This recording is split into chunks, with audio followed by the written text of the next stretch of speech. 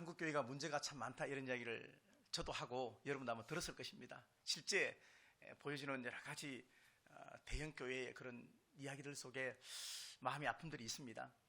그렇지만 한국 교회가 가장 직면한 문제는 외부에 있지 않고 내부에 있다고 생각을 합니다. 이단들의 작은 꾀임에도 그것을 이길 수 없는 우리의 연약한 믿음 상태들, 교회 안에 믿음 없고 확신이 부족한 사람들이 점점 많아지는, 명목상의 크리스찬이 점점 많아지는 지금의 시대를 우리가 생각해 보지 않을 수가 없다는 것입니다. 교인들끼리도 정말 잘 지내다가 말 한마디가 영원한 이별을 구하는 그런 건강한 믿음을 소유하지 못한 우리의 모습들을 한번 되돌아봤으면 좋겠다 생각을 합니다. 예수 믿는다고 하면서 너무 우리는 본질에서 벗어난 것에 관심을 가지고 있습니다. 정말로 중요한 것은 복음인데 복음의 어떤 열매만 자꾸 추구합니다. 그러다 보니까 믿음 안에 서 있는 사람이 많지 않다는 생각을 점점 하게 되는 것은 왜일까요?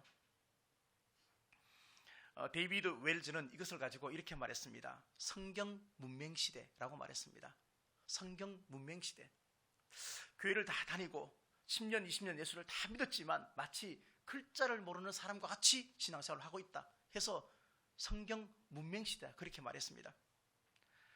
참된 믿음은 고사하고 믿음에 대한 갈증은 고사하고 그냥 믿습니다. 맹목적으로 믿습니다. 복만 주십시오. 복 주실 것입니다. 신앙의 본질은 회피되고 현실 문제만 책임져 주는 그 존재의 하나님으로만 우리가 생각하고 신앙생활을 하고 있다는 것입니다. 교회를 다니면서 거룩한 감정이 전혀 없습니다. 교회에 들어와도 세상에 있어도 하나님이 항상 내 안에 계시고 내가 하나님과 동행하는데 내 속에 거룩한 신앙의 감정이 없습니다. 그러다 보니까 우리는 쉽게 무너지고 쉽게 넘어집니다.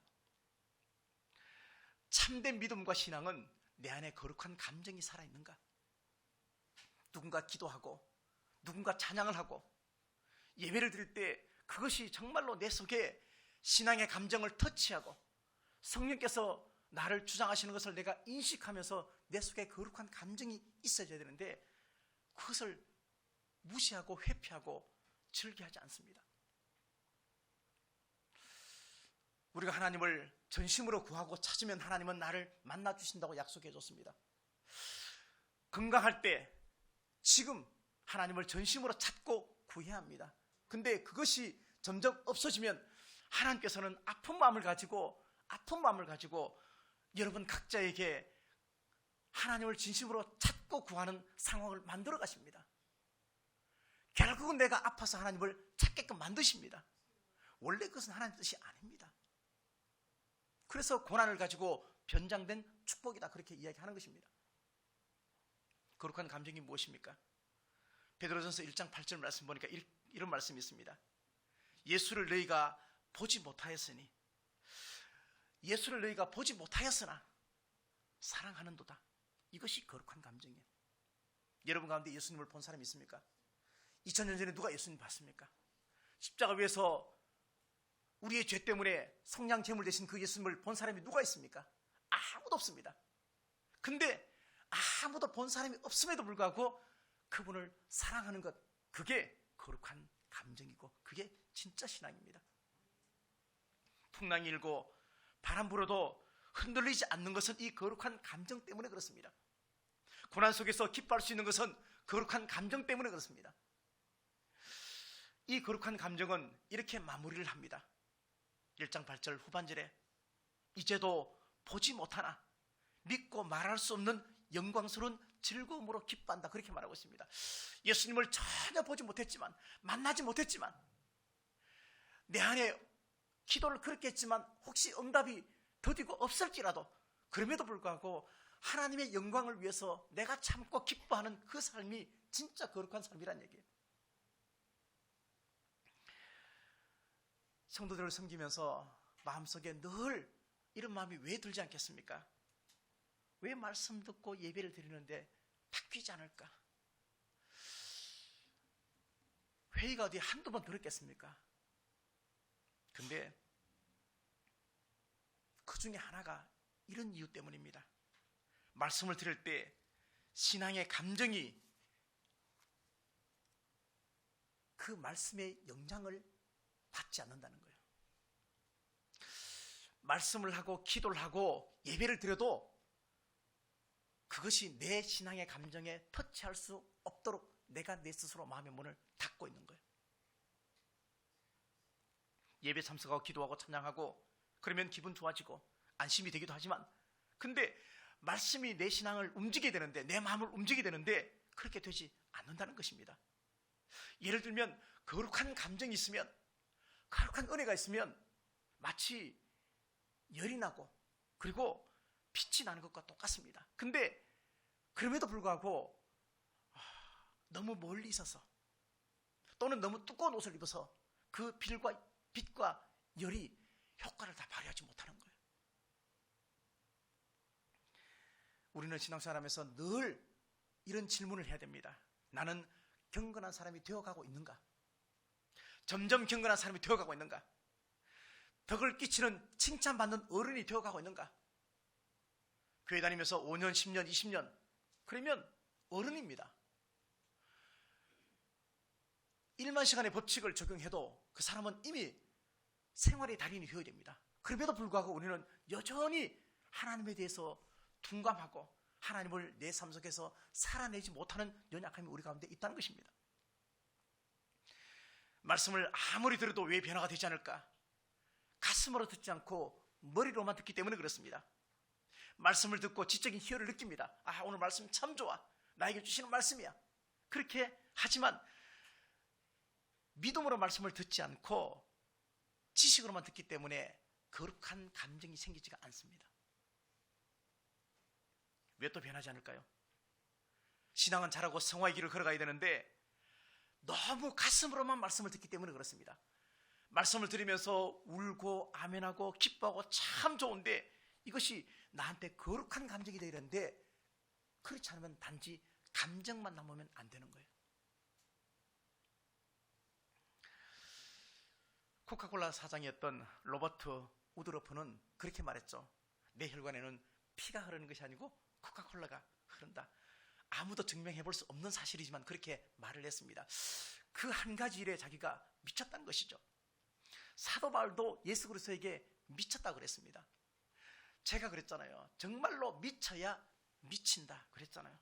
내가 정말로 예수님에게 미쳐야 하나님이 기뻐하는 목적지까지 다다라갈 수 있다는 얘기입니다. 도달할 수 있다는 얘기입니다. 유엔의 가입국 숫자보다 코카콜라를 수입하는 나라가 더 많다고 합니다. 2차 대전 중에서도, 전쟁 중에서도 코카콜라를 마셨습니다. 펩시가 있지 않습니까? 펩시. 근데 펩시가 코카콜라를 이긴 적이 딱 한 번 있었어요.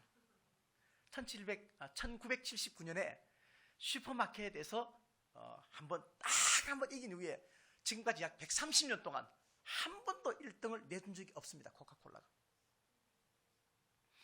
저희도 해외 선교 가다 보면은 쭉 가다 보면은 그죠? 코카콜라는 보여요. 그죠? 네, 코카콜라가 보여요. 창업 이래 133년 동안에 원액의 재료, 비율, 특허도 내지 않았습니다. 특허 내면은 일정 기간 지나면은 모든 것을 공개를 해야 되기 때문에 특허도 안 냈습니다. 레시피를 알고 있는 사람이 5명 정도밖에 없는데 이 사람들은 같은 비행기도 타지 않습니다.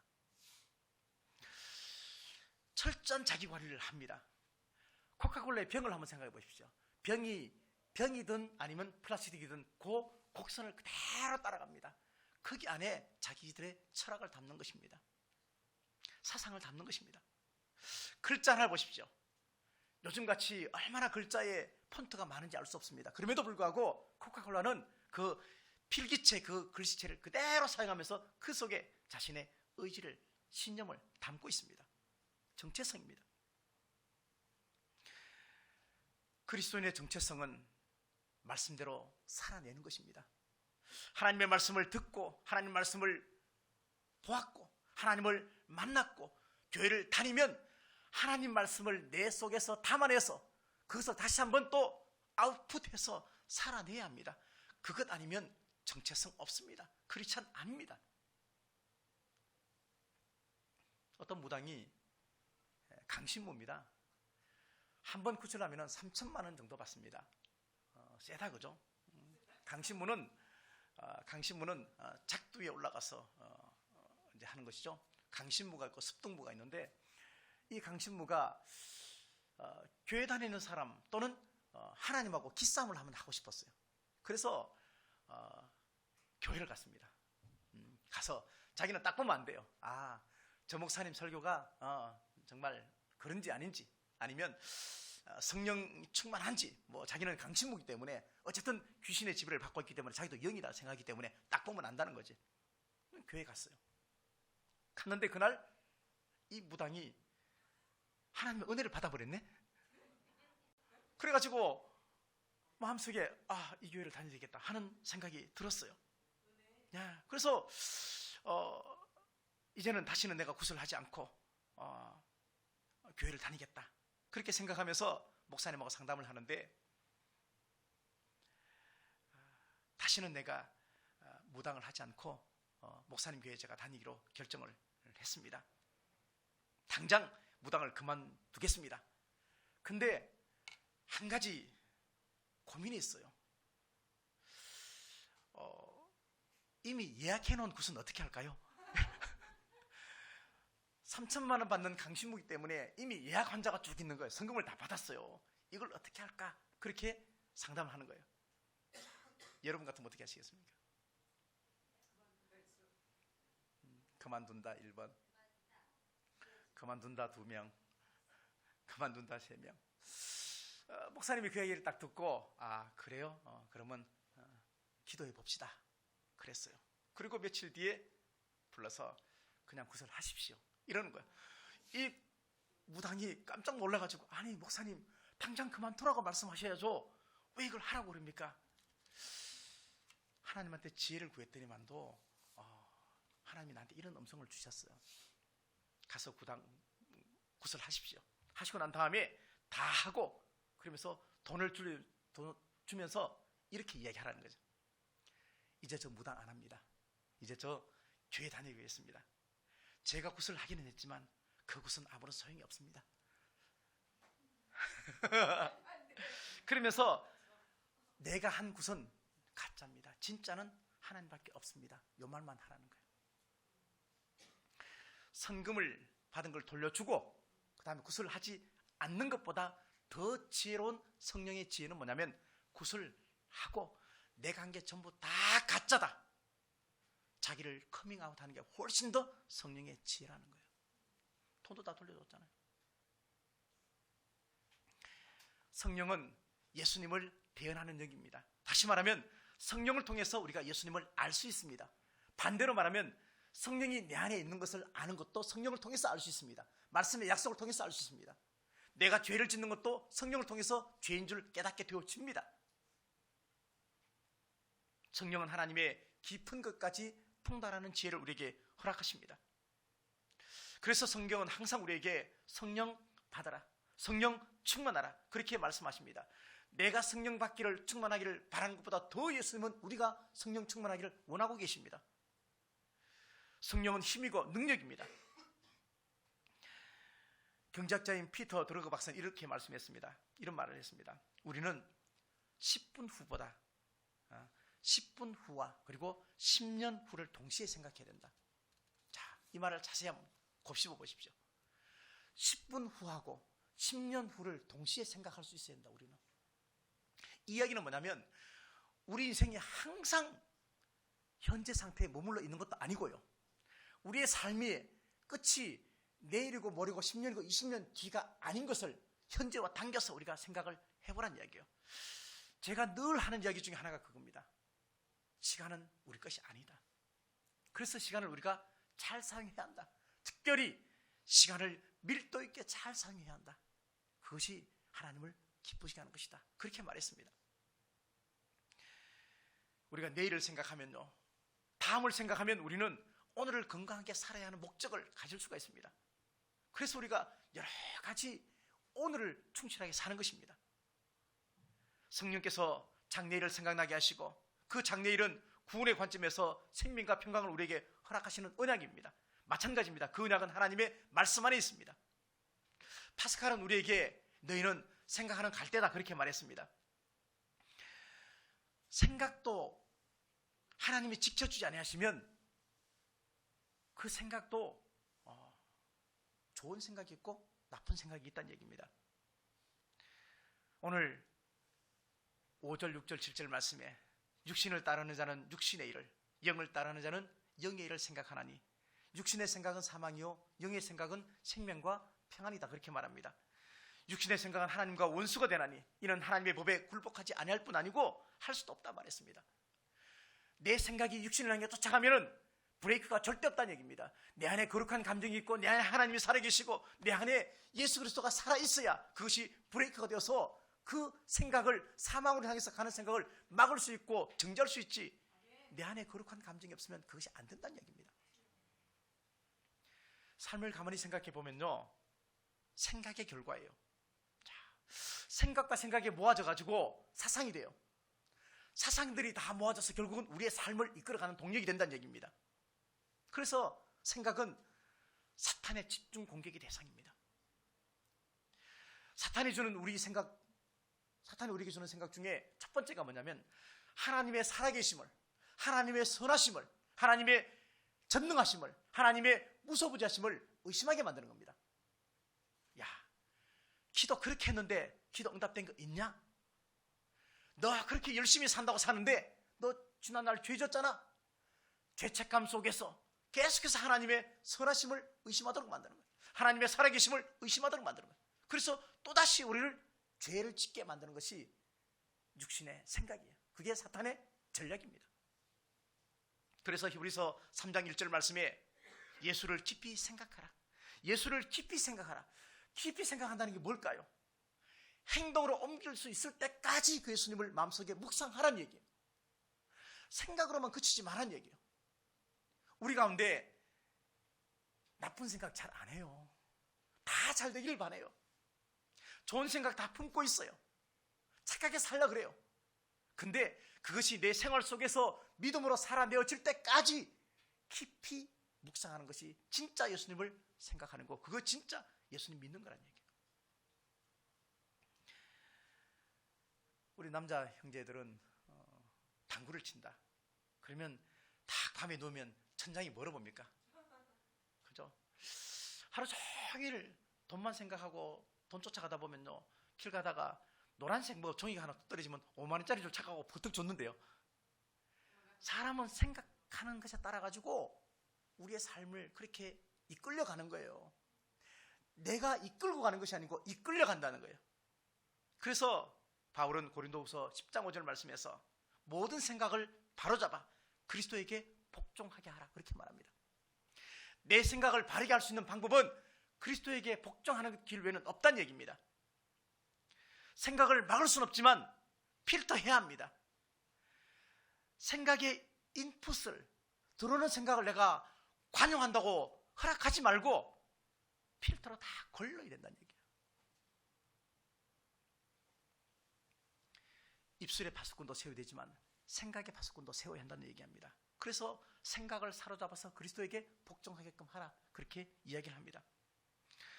우리가 왜 성령 충만해야 되고, 우리가 왜 믿음 생활을 해야 되고, 우리가 왜 말씀과 기도로 거룩해져야 합니까?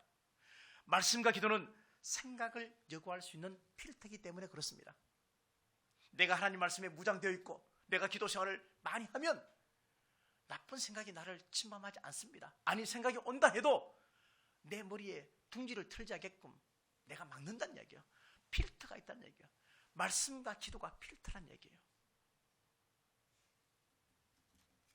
말씀과 기도는 생각의 틀입니다. 다니엘이 하루에 3번씩 예루살렘을 향해서 기도했습니다. 그렇게 기도했던 그의 삶이 바벨론 문화에 잠식당하지 않고 살 수 있는 힘을 가졌습니다. 요셉이 그렇게 억울하게 감옥에 가고 별하별 어려움을 다 겪었지만 그가 여전히 하나님의 이끄심을 믿었던 것은 생각 속에 하나님을 늘 품고 살았기 때문에 그렇습니다. 교회 안에서뿐만 아니고 교회 밖에서, 직장에서, 가정에서 늘 하나님을 품고 거룩한 감정을 가지고 사는 것은 우리를 바른 길로 인도한다는 것입니다. 그래서 생각은 하나님이 주신 마음인데 틀을 잘 만드셔야 됩니다. 하나님께서는 생각이라는 도구를 통해서 성령의 능력을 거룩한 감정으로 바꾸어 주십니다. 내 안에 거룩한 감정이 있으면 말씀을 들을 때 저 말씀은 내가 묵상해야지, 저 말씀은 내가 지켜야지, 그런 마음이 들도록 하는 것은 성령의 역사인데, 그 성령의 역사가 거룩한 감정이 있어야 그게 바뀌어진다는 얘기입니다. 성령의 감동이 없이, 신앙의 감정 없이 그냥 들으면 그냥 하는 말이에요. 그냥 말이에요. 이건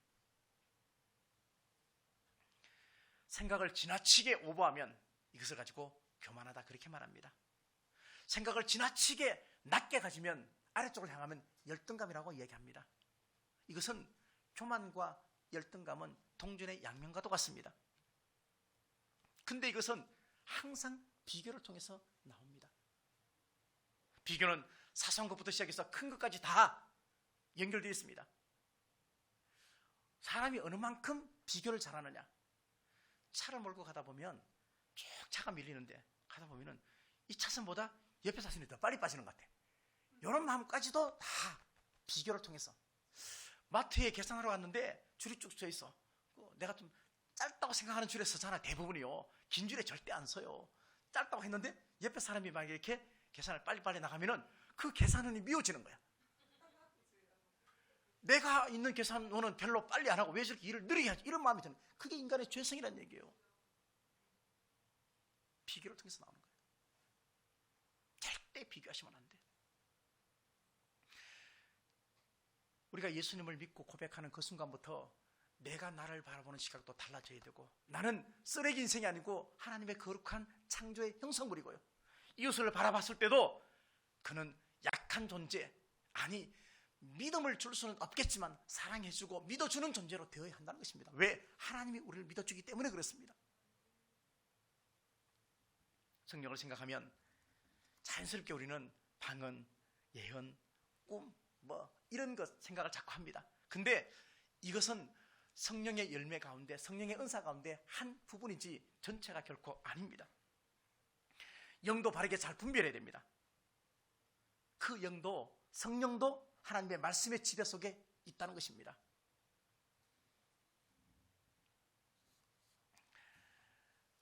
오늘 로마서 8장 9절 말씀 보니까 만일 너희 속에 하나님의 영이 거하시면 너희가 육신에 있지 아니하고 영에 있나니 누구든지 그리스도의 영이 없으면 그리스도의 사람이 아니다, 이렇게 말씀을 하고 있습니다. 이 말씀은 교회를 다니고 있는 모든 사람의 신분과 위치를 말해주는 말씀입니다. 그리스도인은 내 안에 성령께서 있어야 한다는 것입니다. 다시 말하면 성령이 내 안에 없으면 나는 그리스도의 사람이 아니라는 얘기입니다. 우리 안에 성령님이 계실 때 그 심령 속에 끊임없이 주어지는 것이 있습니다.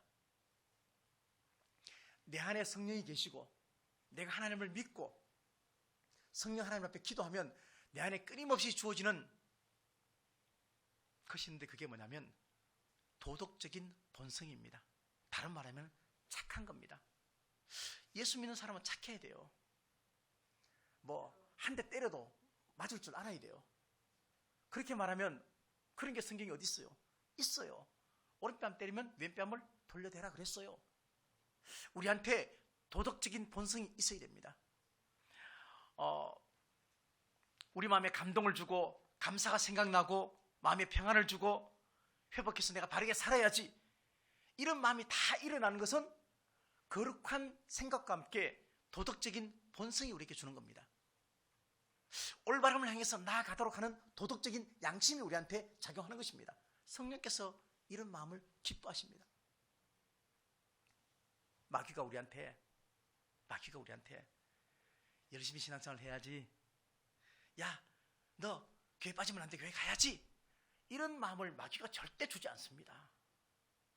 그런 마음을 품는다는 것은, 그런 마음이 생긴다는 것은 내 안에 성령께서 좌정에 계시다는 이야기입니다. 성령이 내주에 계신다는 이야기입니다. 이것은 도덕적인 본성이 거룩한 마음과 함께 맞춰서 같이 합력해서 선을 이루는 것입니다. 은혜 없이 살 수 없고 하나님 도와주지 않으면 절대 살 수 없고 내가 믿음으로 살아야지, 이런 마음이 계속해서 드는 것은 우리에게 하나님을 볼 수 없었지만, 하나님을 못 만났지만, 육신의 눈을 통해서 하나님을 보지 못했지만, 그러나 하나님을 내가 사랑하는 증거입니다. 때로 연약해져서 넘어지기도 합니다. 그럴 때마다 성령 하나님께서 우리에게 찾아오셔서 거룩한 감정을 불러일으키십니다. 그래서 우리의 모두를 통해서 다른 길을 걷게 하십니다. 성령께서 모든 것을 생각나게 하시고 기억나게 하시고 장래일을 다 말씀하시지만 그것은 전부 다 말씀 안에서 주는 약속입니다. 말씀 안에서 기억나게 하고 말씀을 생각나게 하고 그리고 말씀을 통해서 우리를 바른 길로 인도한다는 것입니다. 새가족과 상담을 하면은 옛날에 이런 얘기 참 많이 들었습니다. 우리도 교회를 개척하고 교회를 떠나왔고 다른 교회에서도 오신 분도 계시는데 이런 얘기 참 많이 들었습니다. 너 이 교회에서 떠나가면 하나님이 저주하실 거야. 이런 말이 어디 있습니까? 함께 신앙생활을 하다가 떠나가는 것이 못내 아쉬워서 붙잡을 수는 있지만 그러나 저주를 할 수는 없습니다. 왜 그렇습니까? 절대 이런 일 일어나지 않습니다. 공동체를 떠난 성도에게 목사가 저주한다고 저주가 되면 그게 하나님입니까? 아니잖아요. 결코 아닙니다. 사람이 하는 저주보다 하나님의 약속을 더 신뢰하시기 바랍니다. 이 땅의 모든 교회는 목사 교회가 아닙니다. 보편적인 모든 교회는 예수님의 교회예요. 우리의 교회입니다. 성령 하나님의 교회고 하나님의 교회입니다. 성령의 사역은 다양하고 포괄적이고 충분합니다. 성령 외에 다른 영은 우리에게 필요 없습니다. 성령께서 내 안에 얼마나 어떻게 역사하시느냐, 가장 중요한 핵심 키워드가 많이 있지만 1절과 마지막 절에 있습니다. 1절은 자유함입니다. 정죄함이 없다고 말했습니다. 11절에서는 살려준다고 말했습니다. 3번씩이나 그렇게 말하고 있습니다. 성령의 사역은 살려주는 것입니다. 죽인다면 성령의 사역이 아닙니다. 공동체의 유익을 해치면 성령의 사역이 아닙니다. 삼손의 머리카락이 힘을 내겠습니까? 모세의 지팡이가 힘을 내겠습니까? 아닙니다. 하나님이십니다. 교회를 이끌어 가신 것도 하나님이시고 우리의 모든 앞날을 이끌어 가시는 분도 하나님이십니다. 사람마다 아픔이 있고 상처가 있습니다. 왜 없습니까? 저도 있습니다. 다 있습니다. 근데 이것을 현대 상담학에서 치유하는 방법 중에 하나가 뭐냐면요, 내적 치유입니다. 내적 치유. 내적 치유를 한번 받아보시면요, 마음이 얼마나 기쁘고 좋은지 마치 신세계를 본 것 같습니다. 아, 이게 내 문제였구나. 이게 내 옛날부터 내가 우리 조상 때부터 내 상처, 과거, 야, 이렇게 있어. 그래서 내가 지금 이렇게, 그래서 그 사람이 그렇구나. 다 압니다. 근데 안다고 문제가 해결될까요? 아닙니다. 안다고 해결되는 게 아니에요. 그것을 끊어낼 수 있어야 되는 것이죠.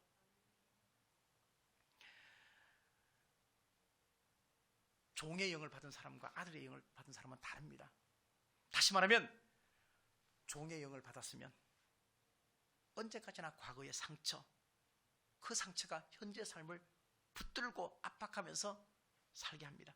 그러나 아들의 영, 성령을 받았으면 그 성령께서는 하나님의 자녀인 것을 증명해 주시고 그리고 정죄받지 않는 자유함을 선물로 주셨고 그리고 나도 살아나고 누군가도 살려내는 역할을 성령께서 하게 하십니다. 중요한 것은 성령 충만입니다. 우리가 구원받았다 했을 때 제일 중요한 것은 뭐냐면요, 내가 나를 부인하는 것입니다.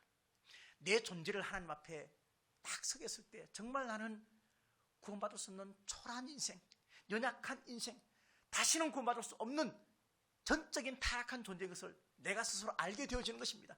이것이 첫 번째 구원의 조건입니다. 그 다음에는 하나님의 인도하심을 믿는 것이 진짜 믿음이라는 얘기예요. 성령의 지혜는 진실성의 문제예요.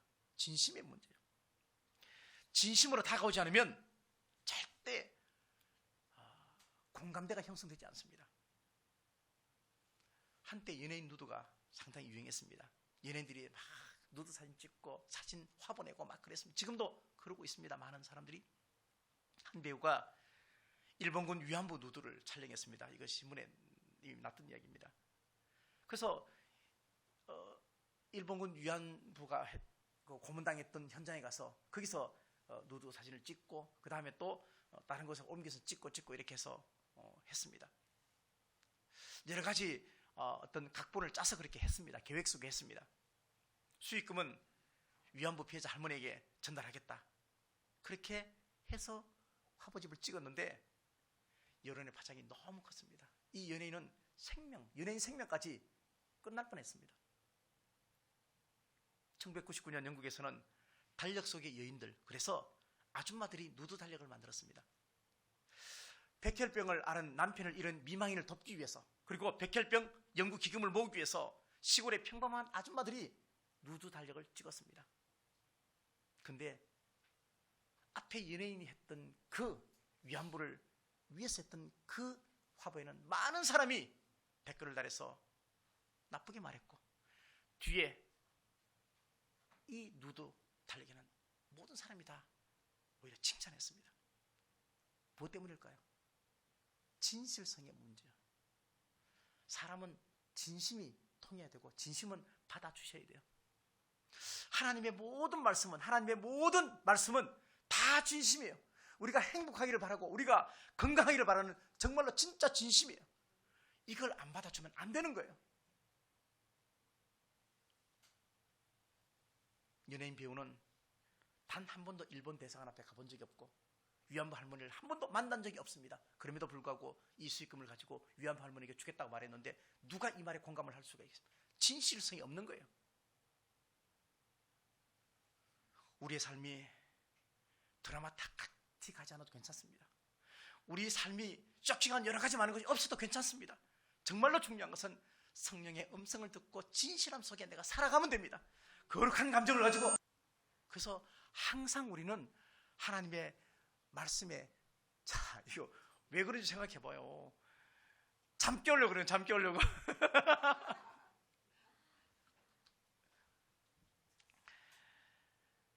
은혜는 현재를 뜨겁게 합니다. 그렇죠? 은혜 받으면 막 뜨겁습니다. 그죠? 근데 또 하나 은혜는 사명을 위해서 미래를 살게 합니다. 자, 말씀 하나만 찾아보겠습니다. 이 말씀을 찾아보시고 말씀을 맺도록 하겠습니다. 시간이 많이 갔어요. 시편 139편요. 다 찾아볼까요? 다 찾겠습니다. 시편 139편 17절 904페이지에 있습니다. 904페이지.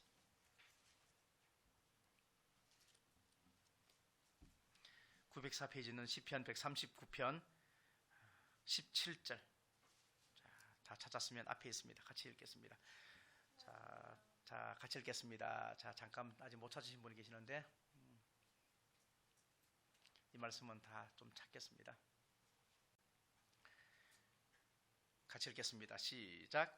하나님이여, 주의 생각이 내게 어찌 그리 보배로우신지요, 그 수가 어찌 그리 많은지요. 아멘. 자, 내 수준으로 생각하니까, 내 생각 속에 사니까 어렵고 힘들고 방법이 없는 것처럼 보입니다. 근데 하나님에게는요, 수가 많아요. 하나님에게는 방법이 많아요. 이것을 믿는 것이 우리의 믿음이에요. 지금 밖에 나가면은 날이 좀 이렇게 거시기 해요. 근데 저렇게 해도 별이 있을까요, 없을까요? 별이 있어요. 태양도 있어요. 안 보일 뿐이에요. 있는데 왜 밤하늘의 별이 반짝반짝 더 빛날까요? 우리가 정말로 어려운 인생의 밤하늘을 겪었을 때, 인생의 밤을 겪었을 때 빛 대신 주님을 좀 따라갔으면 좋겠어요. 그분에게는 방법이 많고, 그분에게는 길이 많고, 그분에게는 수가 많다 그랬는데, 하나님의 생각이 얼마나 보배로운 생각이 많은데 우리는 우리 생각 속에 나를 가둬버려요. 내 생각이 하나님의 생각으로 바뀌어지고, 내 잔꾀가 하나님의 진리 안에서 영적 질서를 바로잡고, 그것이 신앙생활을 해가는 과정입니다. 양복, 옷, 드라이클리닝 맡기잖아요. 드라이클리닝 맡길 때 그거 누가 드라이클리닝 뭐 해서 뭐 이렇게 약품 그렇게 만들어낸 거 아니에요. 가정부가 그냥 기름을 그냥 옷에 뚝 떨어뜨렸는데 옷이 더 하얗게 변하는 거예요. 그래서 그걸 영국에서 드라이클린이 발견된 거예요. 하나님은 우리의 약점까지도, 하나님은 우리의 부족함까지도 하나님 손에 가면은 다 선하게 바뀌어지는데, 우리는 내 약점을 내가 끌어안고 살고 내 결점을 내가 끌어안고 살고, 그러니까 매일매일 그 생활인 거예요. 예수 믿어도 행복하지 않고 교회 다녀도 즐겁지 않고. 우리 어머님 이렇게 선글라스 끼고 앞에 있으니까 눈을 감았는지도 근데 그 알아. 자, 그래서 계속 보면서 한 번도 또렷하게 저를 보시는 거예요. 자, 결론입니다. 성령의 내주하심을 믿고 성령이 내 안에 계시다는 것을 늘 믿으십시오. 그러면서 내 생각을 자꾸 끌어내시고 성령의 거룩한 생각을 자꾸 하십시오. 말씀이 나를 통해서 자꾸 인도하실 때 말씀에 이끌려 가십시오. 왜 그냥 가만히 안 가려고 그럽니까? 내 생각이 신앙의 감정으로 물들기를, 물들기를, 가랑비에 어쩌듯이 여러분들 삶이 점점 말씀에 푹 녹아 드시기를 간절히 바라겠습니다. 기도하겠습니다. 주님, 오늘도 하나님 말씀을 전했습니다. 성령께서 역사해 주셔야 나의 인간적인 생각이 거룩한 감정이 될 수가 있습니다. 내 생각을 말씀의 질서 안에서 새롭게 해주시고 말씀과 기도로 더욱더 거룩하게 하셔서 거대한 세상에, 달콤한 유혹이 많은 세상에, 이 세상에 빠지지 않고 하나님 나라의 소망을 두게 인도하여 주시옵소서. 그래서 우리 모두가 건강하고 행복한 믿음의 사람들 다 되게 은혜 베풀어 주옵소서. 존귀하신 예수님의 귀하신 이름으로 감사하며 기도하옵나이다. 아멘.